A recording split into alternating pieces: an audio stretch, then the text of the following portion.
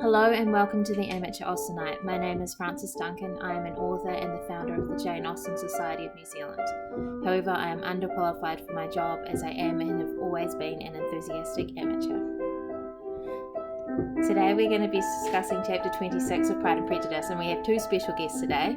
My sister Paula, hi, who you heard from last week, and my mother Brenda, who is playing piano in the background for us. Hopefully you can hear us. So, in chapter 26, Mrs. Gardiner cautions Elizabeth, Mr. Collins returns to Lucas Lodge and marries Charlotte, who then invites Elizabeth to Hunsford. Jane goes to town and visits Miss Bingley and sends letters to Lizzie. So an awful lot happens in this chapter.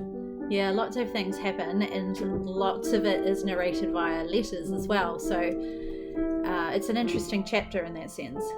So we have several letters that are mentioned and three that we specifically quote from. We have direct quotes from letters, two of Jane's letters to Lizzie and one from Lizzie to Mrs. Gardiner, and I'm wondering if these are remains from the early drafts of Pride and Prejudice, which legend tells us, we don't actually have any proof of that it was written in letters. I'm so glad that that is just legend, because I think I would have found it quite frustrating if it was all written in letters. So you haven't read Lady Susan? I feel like I have. I know I've seen the film, but I feel like I've read the book as well. It's just one of those things that, you know, you always have your preferences. I just don't like books that are written all in letter form. I found Lady Susan really, really hard. I actually had to listen to it on a YouTube. Someone had read it and that made it much easier, particularly because the first two letters are both from Lady Susan, but they're in really different voices. Yeah. So it's hard to figure out who she is. Yes, that becomes difficult. I used to teach a book that was, I'm an English teacher, I used to teach a book to juniors that was all in letters, written by John Marsden, who's the author of Tomorrow When the War Began. And I didn't actually like it, and I've learned, I mean, this was years ago, I think I've learned over time that when you teach something, it's better to teach something that you enjoy. And actually that links back to one of my thoughts about this chapter, is that I get the feeling that Jane Austen enjoyed writing about Lizzie, because when you read all the stuff about Lizzie, it makes you feel like, as a reader, we're supposed to really like her comments to her aunt when she says, yeah, okay, I'll try my best at doing that, and how she's so very sensible but also very clever and very funny. I kind of get this idea that we're supposed to really like her. And, you know, she does make mistakes. She's not a flawless character because, you know, she's the protagonist, so she really needs to be interesting. But I think at the same time, her flaws aren't, I don't know, the end of the world like Lydia. Lydia's flaws are they aren't offensive flaws. Yeah. Or like Mr. Collins or Mrs. Bennet, her flaws are ones that perhaps we can understand, and they're sort of written about in a way that make us feel for her and completely understand why she does or says the things that she does and says. So I think, you know, we're obviously supposed to like her, but I just kind of get this feeling that Jane Austen enjoyed writing her. Yeah. She's one of the characters that people often say they think that Elizabeth Bennet is the closest to Jane Austen's actual character. Yeah, well, she did similar things in her life to what Jane Austen did as well. So, yeah, I can see where that comes from. And they're both intelligent women, obviously. So we were discussing this morning Mrs. Gardiner's conversation with Elizabeth. And Elizabeth says, I will take care of myself and Mr. Wickham too. He should not be in love with me when I can prevent it. And you laughed. Yeah, because I was reading it out loud and I had a bit of a giggle at that. She's so... I can't think of the word. She's funny. Yeah, okay, yeah, she's funny. But also, she's just clever in her wit. Yeah. I guess wit is the word for it rather than just humour or funny. She's witty. She's witty. And she says, at present I am not in love with Mr. Wickham, but he's still the most agreeable man I ever saw. Which is the same sort of thing that Jane, that's how she refers to Mr. Bingley, as the most agreeable man of her acquaintance. Yes, but of course she's trying to downplay how she feels about Mr. Bingley. She is. Poor Jane. I know. So we feel for Jane a lot in this chapter. Yes, terribly. And you feel for her particularly because she is so nice about everybody, and she's always trying to give excuses or pardon their behaviour. And you can read that in her letter, that she's saying, you know, maybe she's doing it because of this reason, and if she's doing it because of that reason, I completely understand, because she loves her brother. Yeah, that's right. And of course in her letter she also says that she makes up an excuse every day as to why Miss Bingley hasn't come to visit her. And you can imagine her, you know, brushing her hair before bed or something, thinking up another reason why Miss Bingley hasn't come to visit, because she is so lovely and caring. A little bit unbelievable. She's too nice? She's too nice.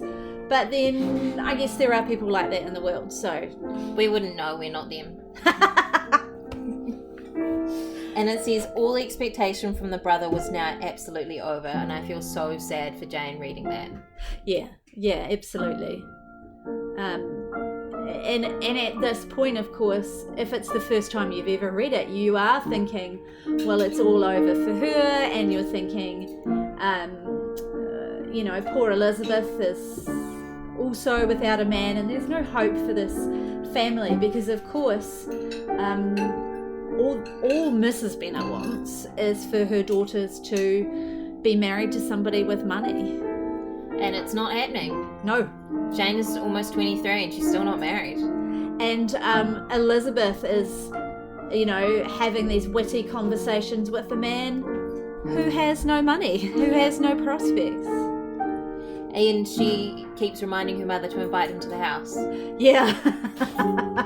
So it is obvious that she does like him a bit, but it seems like she is able to control herself, and she's unlike Lydia. She doesn't fall into these big passions. She's able to control herself. Yeah. So one of the things that she had a bit of a passion about was Colin's getting married to Charlotte. Yeah, you can tell that she's lost respect for Charlotte. Yeah, that says that their correspondence is as regular and frequent as it had ever been, that it should be equally unreserved was impossible. And she was determined not to slacken as a correspondent, but it was for the sake of what had been rather than what was. So she wants to maintain her old relationship with Charlotte as much as she can, but they can't be as unreserved as they were, because I think she almost doesn't trust Charlotte anymore. Yeah, I like it. Elizabeth could never address her without feeling that all the comfort of intimacy was over.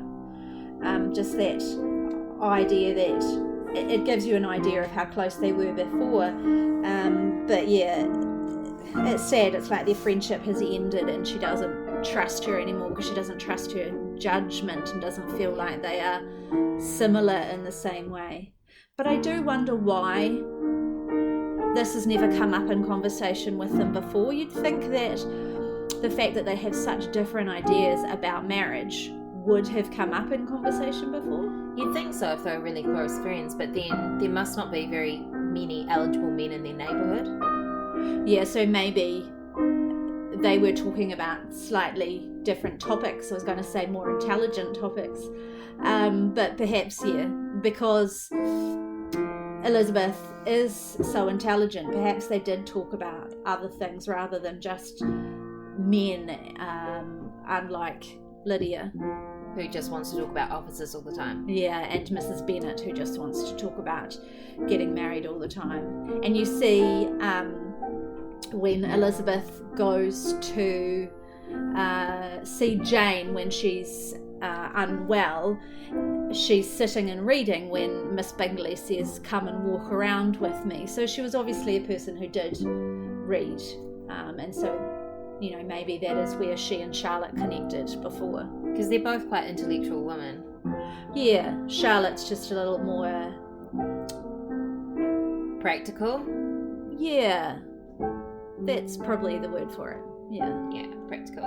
And this ties in really well with the end of the chapter, because we find out that Mr. Wickham's partiality has subsided and he's the admirer of someone else. And Elizabeth is less clear-sighted perhaps in this case than Charlotte. She doesn't quarrel with him for his wish of independence,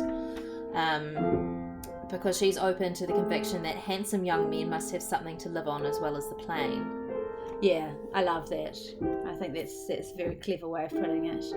And again, the comparison between the sisters is used to highlight what was happening in society and highlight how sensible Lizzie was with the line, Kitty and Lydia take this defection much more to heart than I do, which is a very clear way of showing that division within the family, the different ways of viewing the world. But we get to see that Elizabeth is still a little bit vain. She said her vanity was satisfied with believing that she would have been his only choice had fortune permitted it.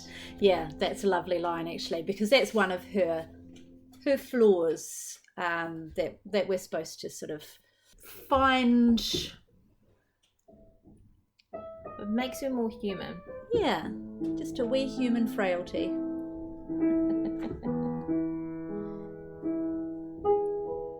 And that is our summary of chapter 26 of Pride and Prejudice by Jane Austen. Thank you for listening. My name is Frances Duncan. You can find me at francesduncanwrites.com and on Twitter at Frances_Duncan. Thank you for listening, and I wish you happy reading.